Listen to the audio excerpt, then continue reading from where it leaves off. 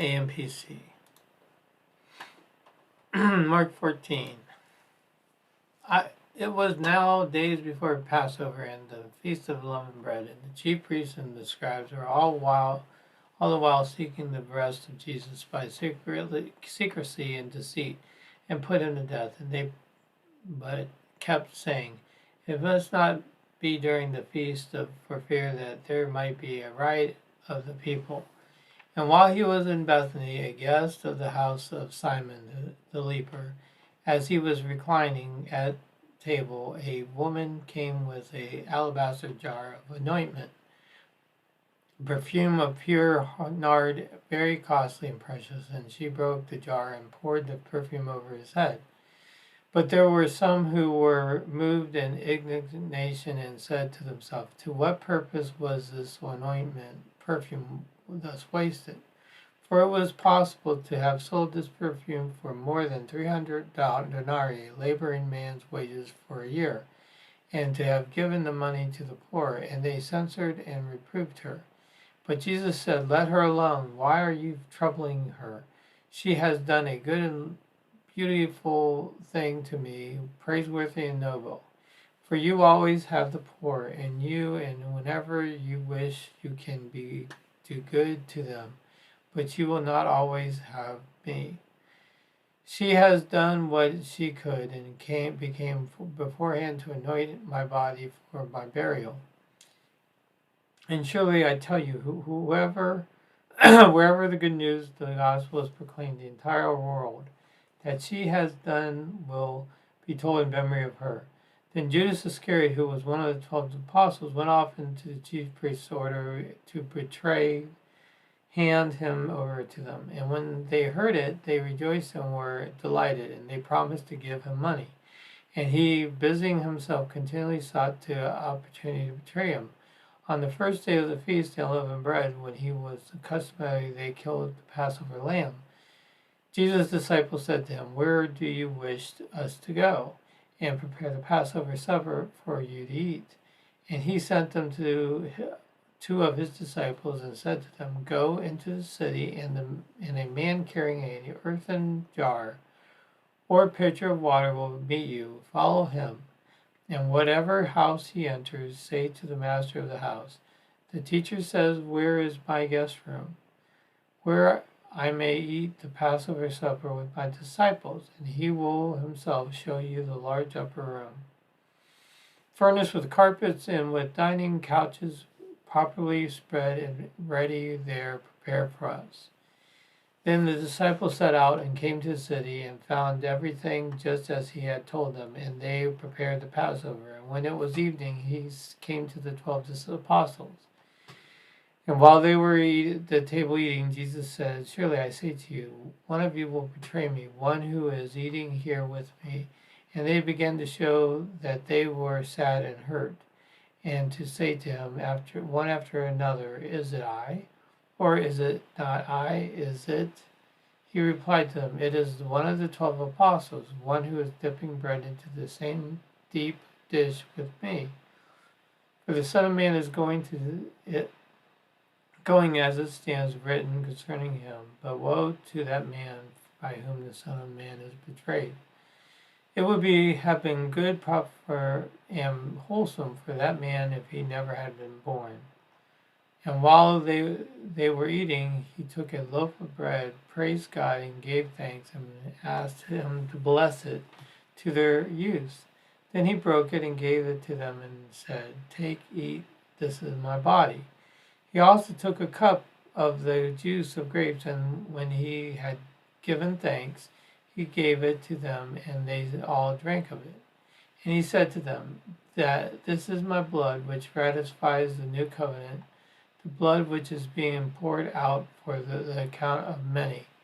And solemnly, surely I tell you, I shall not again drink of the fruit of the vine till the day when I drink of it of a new and higher quality in God's kingdom." And when they had sung a hymn, they went out to the Mount of Olives, and Jesus said to them, "You will all fall away this night. That is, you will be caused to stumble, and you will begin to distrust and desert me For I stand written, I will strike the shepherd, and the sheep will be scattered. But after I raise to life, I will go before you into Galilee. But Peter said to him, Even if they all fall away and are caused to stumble and desert you, yet I will not do so.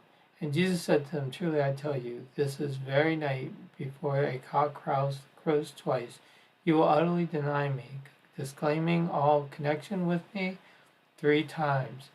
But Peter, and more vehemently and repeatedly, even if it should be necessary for me to die with you, I will not deny or disown you. And they all kept saying the same thing. When they went to the place called Gethsemane, and he said to his disciples, Sit down here while I pray. And he took with him Peter and James and John, and began to be struck with terror and amazement, and deeply troubled and depressed. And he said to them, My soul is exceedingly and overwhelming with grief, so that it almost kills me. Remain here and keep awake and be watching. And going a little farther, he fell to the ground and kept praying that it were possible that the fatal hour might pass from him. And he was saying, Abba, which means Father, everything is possible for you. Take away the cup from me, and not that I will, but I will, what you will. Take away the cup from me, yet not what I will, but what you will. And he came back and found them sleeping, and he said to Peter, Simon, are you asleep? Have you not the strength to keep awake and watch for me 1 hour?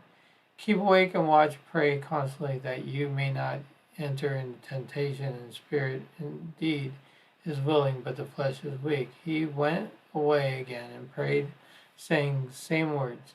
And again he came back and found them sleeping, for their eyes were very heavy, and they did not know what answer to give him.